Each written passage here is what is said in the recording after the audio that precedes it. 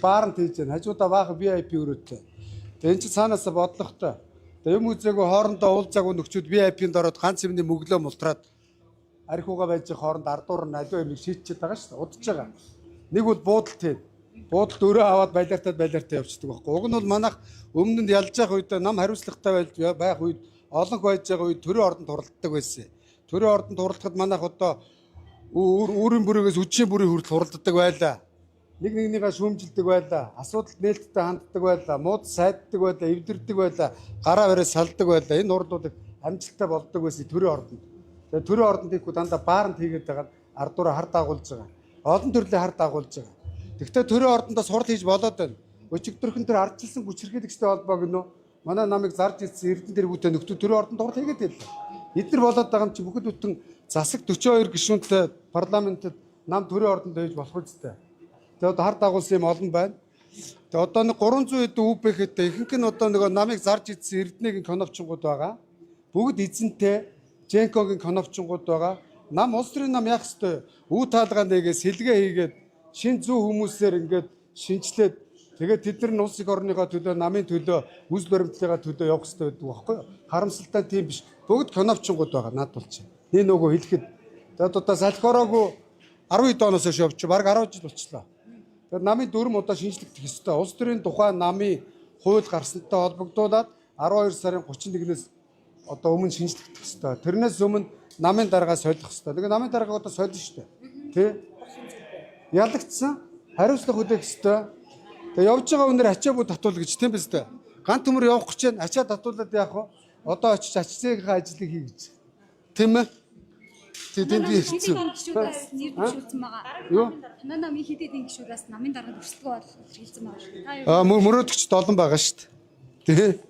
Дур эзнэг олохгүй, дунд чимэг юу олохгүй гэдэг шиг. Нам бол нийгэмд хүлээж зөвшөөрсөн лидерүүд намыг ялуулт юм а. За тэнд хүнээс яриа аваад дараад нүг зэ. За баярлалаа.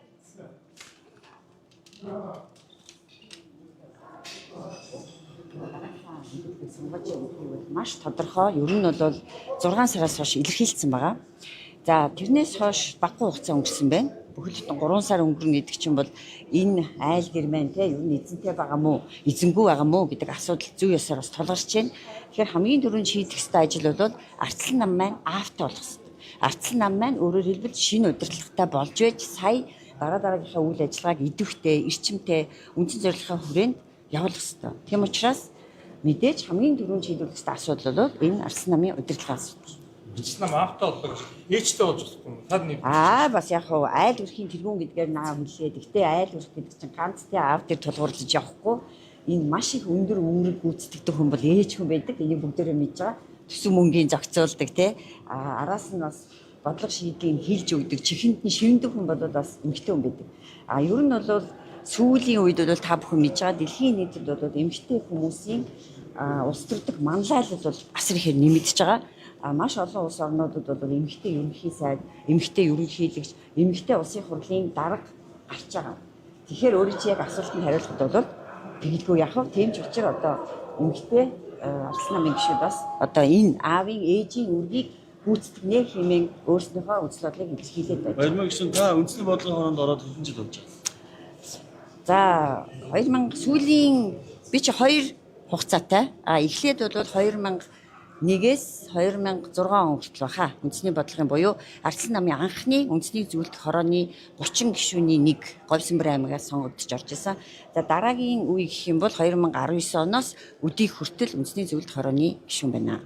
Нийтдээ 10 жил одоо энэ улс төрдөх амьдралын маань тодорхой хугацаа бол үндэсний зөвлөлт хороо тухайн үеийн одоогийн хорол үндэсний бодлогын хорооны гишүүнээр ажиллаж байна. Зарим гишүүд ярьж байгаа л Арцлан намын даргаыг сонгох журам гэж байгаа тийм. Тэр журам дээр үндэсний бодлогын хороонд одоо 4 жил заавал ажилласан байгаа үнэн Арцлан намын даргаад нэг төвш хэрэгтэй гэдэг ийм хязгаарлалт байна лээ.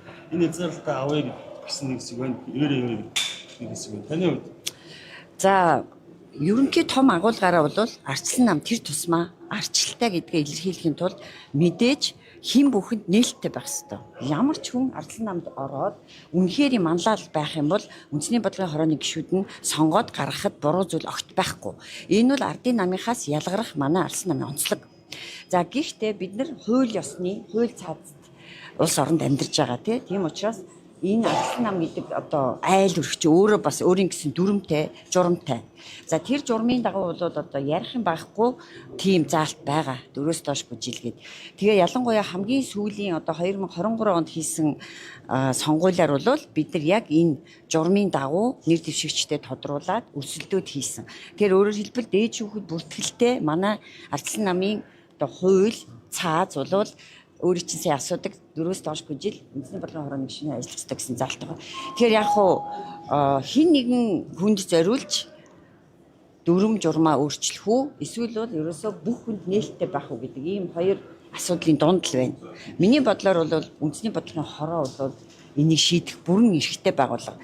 Тэгэхээр хин нэгэн хүн санал оруулаад санал хураалгахад магадгүй манлайл үзүүлж байгаа те хэдийгээр энэ хугацаа тавьсан шаардлагыг хангаж чадахгүй ч гэсэн би манлайлаа үзүүлээд ялна гэж байгаа хүмүүс орох хэсгийг энэ журмыг өөрчлөх хэсгээс шийднэ. Тэгээд цэвэр үндэсний бодлогын хорооны бүрэн эрхийн асуудал. Энийг бол ер нь одоо нэр дэвшигтэй заалсан байна. Гэтэ ер нь намын гишүүдийн хандлага бас юм байна. Тэр намын дараагаар бас өсөхгүй юм байна. Гишүүдийн гишүүдээр сонгогдсон гэдэг бас хэрэгтэй байна. Мэдээж ялагдана хожигдно гэж ямар ч тамирчин, ямар ч улс төрч сонгуульд тэмцээнд ордоггүй. Тийм учраас би мэдээж одоо ялахын төлөө явж байгаа. Хамгийн гол юм нь миний зорилго юу юм бэ гэдэгт оршин тийм үү? Яагаад би энэ Ардсан намын удирдлагын төлөө, Ардсан намын даргын төлөө өрсөлдөхөөр ингэж саналаа хөрвүүлж байна вэ гэвэл Монгол улсад өнөөдөр асуудал юу байна вэ гэдгээс эхэлж харах хэрэгтэй. Мэдээж бид бүхэн мэдж одоо бараг уйлаг болтлоо хэлж штэ. Монгол улсад болохгүй байгаа зүйлс нь болж байгаа зүйлсээс илүү их байна. Маш их байна. Ядуурл буурахгүй байна, ажилгүйд буурахгүй байна, тий. За дээрэс нь эдийн засаг бол улам доройтж байна. Ажилгүйдлээс гадна за шудраг Монгол улсад байна уу? Авилга тасарсан уу? Хулгай зилий багассан уу гэдэг ингэхээр үгүй. Дандаа үгүй гэсэн хариулт байна. За энэ бүх асуудлыг хэн шийдэх ёстой юм бэ? Ямар механизмаар явдаг юм бэ гэхээр улс төрийн намууд энэ асуудлыг шийдээд өгөөч хэмээн өөрсдийнхөө төлөөллийг сонгууль руу илгээдэг. Тэр сонгуульд одоо ирэх авсан, ирэх барьж байгаа намууд нь саяны энэ асуудлуудыг шийдэхийн тулд засгийн газраа байгуулад бодлогоо хэрэгжүүлээд явдаг. Тэгэхээр асуудал явж юун дээр бууж юм гэхээр улс төрийн намуудд байна. Улс төрийн намуудын доторх бас ялцрал байна. Улс төрийн нам доторх авилга байна. Хээл хахуул мөнгөний сүлжээ намуудад өөрт нь байна. Нэгсэндээ тэр энэ гэхгүй намуудад асуудал маш их байна гэж бодож байна. Тэгэхээр бид нар улсын орноо хөгжүүлээ, шинжлэе, дөрвтэй өөрчлөлт хий гэж байгаа болвол улс төрийн намуудаа шинжлэхээс эхлэх хэрэгтэй. Энэ улс төрд явж байгаа одоо сонгогчд руу очиж илгээгдэж байгаа энэ сонгогчдын саналыг авч байгаа энэ нэр дэвшигчд маань ямар хүмүүс байна вэ?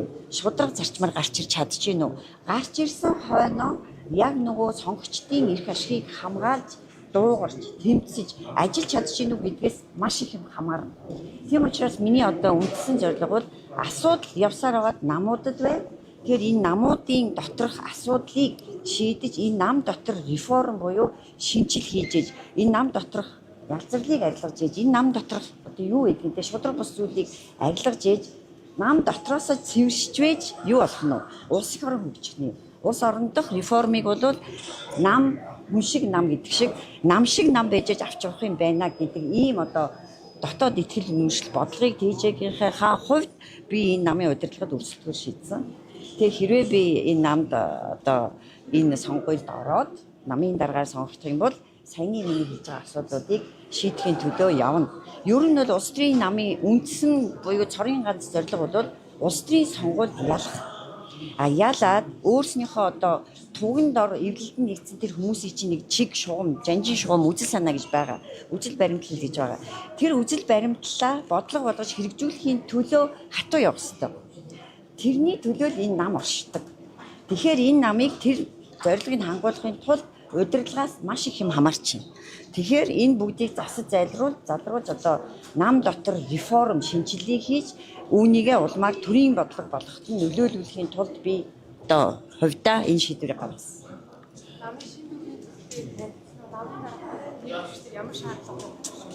Намын шин дүрмэн дээр бол ямар нэгэн хатуу шаардлага байхгүй байгаа гэж би харж байгаа. Саяны энэ жилтэй холбоотой хязгаарлалтыг бол авсан гэж харж байгаа. Тэрийг бол би буруу гэж бодохгүй байна. Гэхдээ нэг нөхцөл байдал үүсэнгүүт тэрэнд тохируулж дүрм журмаа өөрчлөлтгийг бол бас одоохондоо дэмжих боломжгүй байна. Яг өнөөдрийн байгаа тоглоомынхоо дүрмээр өнөөдрийн энэ үндэсний бодлогын хороо тоглох ёстой. Тийм л байна. За.